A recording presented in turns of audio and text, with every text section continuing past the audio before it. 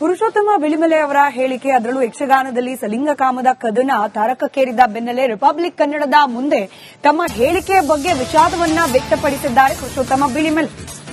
ನಾನು ನನ್ನ ಅಭಿಪ್ರಾಯವನ್ನ ಮಾತ್ರ ಹೇಳಿದ್ದೆ, ಯಾರಿಗೂ ಅಗೌರವ ತರುವ ಉದ್ದೇಶ ನನ್ನಲ್ಲಿ ಇರಲಿಲ್ಲ ಅಂತ ರಿಪಬ್ಲಿಕ್ ಕನ್ನಡದ ಮೂಲಕ ವಿಷಾದ ವ್ಯಕ್ತಪಡಿಸಿದ್ದಾರೆ ಪುರುಷೋತ್ತಮ ಬಿಳಿಮಲೆ.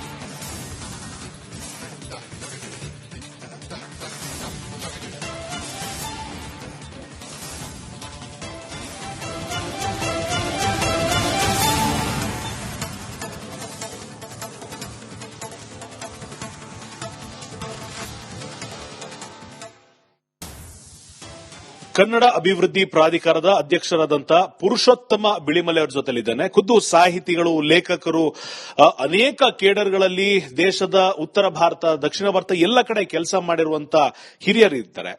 ಸರ್, ಮೊನ್ನೆ ಮೈಸೂರಿನಲ್ಲಿ ಮಾತಾಡುವಂತ ಸಂದರ್ಭದಲ್ಲಿ ಯಕ್ಷಗಾನ ಕಲಾವಿದರ ಬಗ್ಗೆ ಒಂದು ಸ್ಟೇಟ್ಮೆಂಟ್ ಅಥವಾ ಒಂದು ವ್ಯಾಖ್ಯಾನ ಕೊಟ್ಟಿದ್ದೀರಿ.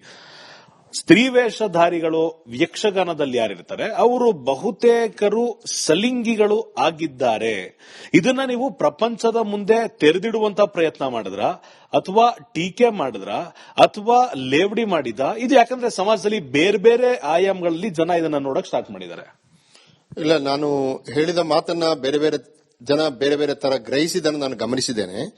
ಮುಖ್ಯವಾಗಿ ಮೈಸೂರಲ್ಲಿ ನಾನು ಹೋದದ್ದು ನೋಡಿ, ನಾವು ಕೂಗುವ ಕೂಗು ಎಂಬ ಒಂದು ಪುಸ್ತಕದ ಬಿಡುಗಡೆಗೆ. ಈ ಪುಸ್ತಕದಲ್ಲಿ 7 ಜನ ನೀಲಗಾರರು ನಿಮಗೆ ಗೊತ್ತಿದೆ, ದೀಕ್ಷೆ ತಕೊಂಡ ಮೇಲೆ ಭಿಕ್ಷೆ ಬೇಡ್ಲಿಕ್ಕೆ ಹೋಗ್ತಾರೆ. ಅವ್ರಿಗೆ 5-6 ವರ್ಷ ಆಗುವಾಗ ದೀಕ್ಷೆ ತಗೊಳ್ತಾರೆ, ಭಿಕ್ಷೆ ಬೇಡ್ಲಿಕ್ಕೆ ಮನೆ ಮನೆಗೆ ಹೋಗ್ತಾರೆ. ಅವರು ಈ ಮನೆ ಮನೆಗೆ ಜೀವಮಾನ ಪರ್ಯಂತರ ಹೋಗುತ್ತಾ, ಕುವೆಂಪು ಹೇಳ್ತಾರಲ್ಲ, ಸ್ಥಾವರ ಅವರು ಏನು ಎಲ್ಲಿಯೂ ನಿಲ್ಲದಿರು ಮನೆಯನೆಂದು ಕಟ್ಟದಿರು ಅಂತ ಹೇಳ್ತಾರಲ್ಲ, ಆ ತರ ಇವರು ನಿರಂತರವಾಗಿ ಸುತ್ತುತ್ತಾ ಇರುವವರು.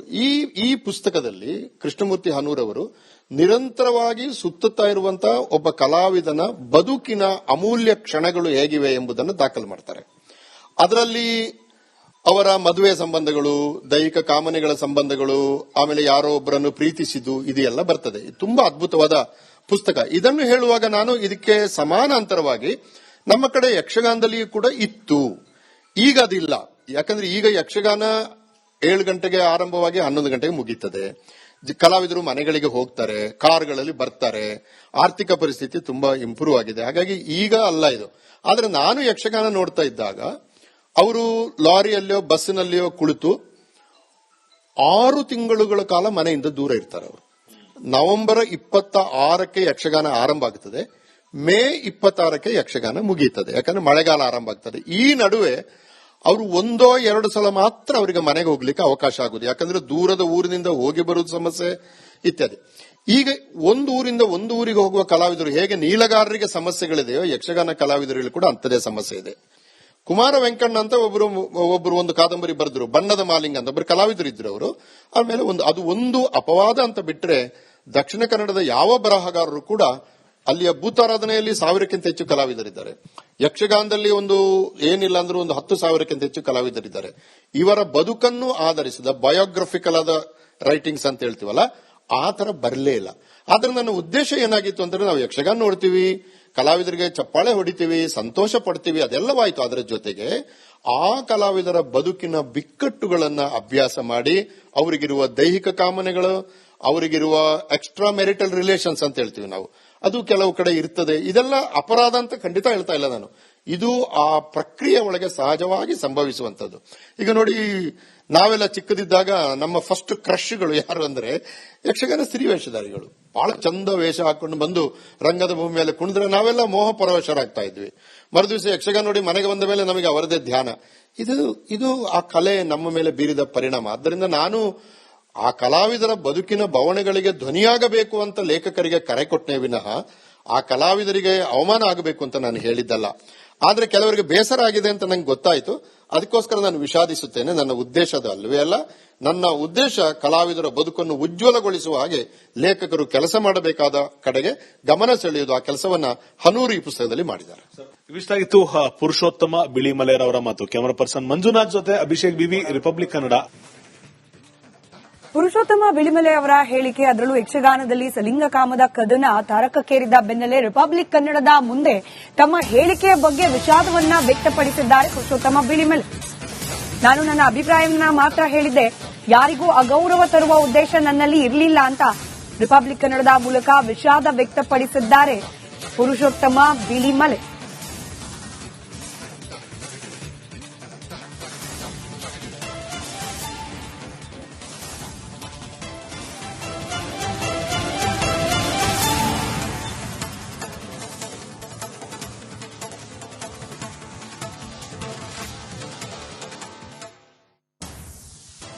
ಕನ್ನಡ ಅಭಿವೃದ್ಧಿ ಪ್ರಾಧಿಕಾರದ ಅಧ್ಯಕ್ಷರಾದಂಥ ಪುರುಷೋತ್ತಮ ಬಿಳಿಮಲೆ ಅವರ ಜೊತೆಲಿದ್ದೇನೆ. ಖುದ್ದು ಸಾಹಿತಿಗಳು, ಲೇಖಕರು, ಅನೇಕ ಕೇಡರ್ಗಳಲ್ಲಿ ದೇಶದ ಉತ್ತರ ಭಾರತ, ದಕ್ಷಿಣ ಭಾರತ ಎಲ್ಲ ಕಡೆ ಕೆಲಸ ಮಾಡಿರುವಂತ ಹಿರಿಯರು ಇರ್ತಾರೆ. ಸರ್, ಮೊನ್ನೆ ಮೈಸೂರಿನಲ್ಲಿ ಮಾತಾಡುವಂತ ಸಂದರ್ಭದಲ್ಲಿ ಯಕ್ಷಗಾನ ಕಲಾವಿದರ ಬಗ್ಗೆ ಒಂದು ಸ್ಟೇಟ್ಮೆಂಟ್ ಅಥವಾ ಒಂದು ವ್ಯಾಖ್ಯಾನ ಕೊಟ್ಟಿದ್ದೀರಿ. ಸ್ತ್ರೀ ವೇಷಧಾರಿಗಳು ಯಕ್ಷಗಾನದಲ್ಲಿ ಯಾರಿರ್ತಾರೆ ಅವರು ಬಹುತೇಕರು ಸಲಿಂಗಿಗಳು ಆಗಿದ್ದಾರೆ. ಇದನ್ನ ನೀವು ಪ್ರಪಂಚದ ಮುಂದೆ ತೆರೆದಿಡುವಂತ ಪ್ರಯತ್ನ ಮಾಡಿದ್ರ ಅಥವಾ ಟೀಕೆ ಮಾಡಿದ್ರ ಅಥವಾ ಲೇವಡಿ ಮಾಡಿದ? ಇದು ಯಾಕಂದ್ರೆ ಸಮಾಜದಲ್ಲಿ ಬೇರೆ ಬೇರೆ ಆಯಾಮಗಳಲ್ಲಿ ಜನ ಇದನ್ನ ನೋಡಕ್ ಸ್ಟಾರ್ಟ್ ಮಾಡಿದ್ದಾರೆ. ಇಲ್ಲ, ನಾನು ಹೇಳಿದ ಮಾತನ್ನ ಬೇರೆ ಬೇರೆ ಜನ ಬೇರೆ ಬೇರೆ ತರ ಗ್ರಹಿಸಿದನ್ನು ನಾನು ಗಮನಿಸಿದ್ದೇನೆ. ಮುಖ್ಯವಾಗಿ ಮೈಸೂರಲ್ಲಿ ನಾನು ಹೋದದ್ದು ನೋಡಿ, ನಾವು ಕೂಗುವ ಕೂಗು ಎಂಬ ಒಂದು ಪುಸ್ತಕದ ಬಿಡುಗಡೆಗೆ. ಈ ಪುಸ್ತಕದಲ್ಲಿ 7 ಜನ ನೀಲಗಾರರು ನಿಮಗೆ ಗೊತ್ತಿದೆ, ದೀಕ್ಷೆ ತಕೊಂಡ ಮೇಲೆ ಭಿಕ್ಷೆ ಬಿಡ್ಲಿಕ್ಕೆ ಹೋಗ್ತಾರೆ. ಅವ್ರಿಗೆ 5-6 ವರ್ಷ ಆಗುವಾಗ ದೀಕ್ಷೆ ತಗೊಳ್ತಾರೆ, ಭಿಕ್ಷೆ ಬಿಡ್ಲಿಕ್ಕೆ ಮನೆ ಮನೆಗೆ ಹೋಗ್ತಾರೆ. ಅವರು ಈ ಮನೆ ಮನೆಗೆ ಜೀವಮಾನ ಪರ್ಯಂತರ ಹೋಗುತ್ತಾ, ಕುವೆಂಪು ಹೇಳ್ತಾರಲ್ಲ, ಸ್ಥಾವರ ಕ್ಷಮಿಸಿ, ಅವರು ಏನು ಎಲ್ಲಿಯೂ ನಿಲ್ಲದಿರು ಮನೆಯನೆಂದು ಕಟ್ಟದಿರು ಅಂತ ಹೇಳ್ತಾರಲ್ಲ, ಆ ತರ ಇವರು ನಿರಂತರವಾಗಿ ಸುತ್ತುತ್ತಾ ಇರುವವರು. ಈ ಪುಸ್ತಕದಲ್ಲಿ ಕೃಷ್ಣಮೂರ್ತಿ ಹನೂರವರು ನಿರಂತರವಾಗಿ ಸುತ್ತುತ್ತಾ ಇರುವಂತಹ ಒಬ್ಬ ಕಲಾವಿದನ ಬದುಕಿನ ಅಮೂಲ್ಯ ಕ್ಷಣಗಳು ಹೇಗಿವೆ ಎಂಬುದನ್ನು ದಾಖಲು ಮಾಡ್ತಾರೆ. ಅದರಲ್ಲಿ ಅವರ ಮದುವೆ ಸಂಬಂಧಗಳು, ದೈಹಿಕ ಕಾಮನೆಗಳ ಸಂಬಂಧಗಳು, ಆಮೇಲೆ ಯಾರೋ ಒಬ್ಬರನ್ನು ಪ್ರೀತಿಸಿದ್ದು, ಇದೆಲ್ಲ ಬರ್ತದೆ. ತುಂಬಾ ಅದ್ಭುತವಾದ ಪುಸ್ತಕ. ಇದನ್ನು ಹೇಳುವಾಗ ನಾನು ಇದಕ್ಕೆ ಸಮಾನಾಂತರವಾಗಿ ನಮ್ಮ ಕಡೆ ಯಕ್ಷಗಾನದಲ್ಲಿಯೂ ಕೂಡ ಇತ್ತು, ಈಗ ಅದಿಲ್ಲ. ಯಾಕಂದ್ರೆ ಈಗ ಯಕ್ಷಗಾನ 7 ಗಂಟೆಗೆ ಆರಂಭವಾಗಿ 11 ಗಂಟೆಗೆ ಮುಗೀತದೆ. ಕಲಾವಿದರು ಮನೆಗಳಿಗೆ ಹೋಗ್ತಾರೆ, ಕಾರ್ಗಳಲ್ಲಿ ಬರ್ತಾರೆ, ಆರ್ಥಿಕ ಪರಿಸ್ಥಿತಿ ತುಂಬಾ ಇಂಪ್ರೂವ್ ಆಗಿದೆ. ಹಾಗಾಗಿ ಈಗ ಅಲ್ಲ ಇದು.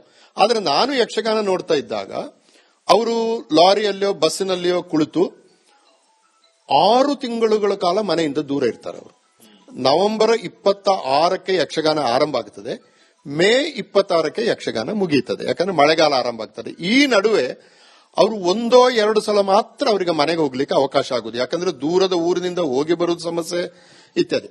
ಈಗ ಒಂದು ಊರಿಂದ ಒಂದು ಊರಿಗೆ ಹೋಗುವ ಕಲಾವಿದರು ಹೇಗೆ ನೀಲಗಾರರಿಗೆ ಸಮಸ್ಯೆಗಳಿದೆಯೋ, ಯಕ್ಷಗಾನ ಕಲಾವಿದರಲ್ಲಿ ಕೂಡ ಅಂಥದೇ ಸಮಸ್ಯೆ ಇದೆ.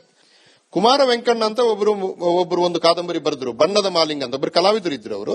ಆಮೇಲೆ ಅದು ಒಂದು ಅಪವಾದ ಅಂತ ಬಿಟ್ರೆ ದಕ್ಷಿಣ ಕನ್ನಡದ ಯಾವ ಬರಹಗಾರರು ಕೂಡ ಅಲ್ಲಿಯ ಭೂತಾರಾಧನೆಯಲ್ಲಿ 1000ಕ್ಕಿಂತ ಹೆಚ್ಚು ಕಲಾವಿದರಿದ್ದಾರೆ. ಯಕ್ಷಗಾನದಲ್ಲಿ ಏನಿಲ್ಲ ಅಂದ್ರೂ 10,000ಕ್ಕಿಂತ ಹೆಚ್ಚು ಕಲಾವಿದರಿದ್ದಾರೆ. ಇವರ ಬದುಕನ್ನು ಆಧರಿಸಿದ ಬಯೋಗ್ರಫಿಕಲ್ ಆದ ರೈಟಿಂಗ್ಸ್ ಅಂತ ಹೇಳ್ತೀವಲ್ಲ, ಆ ತರ ಬರಲೇ ಇಲ್ಲ.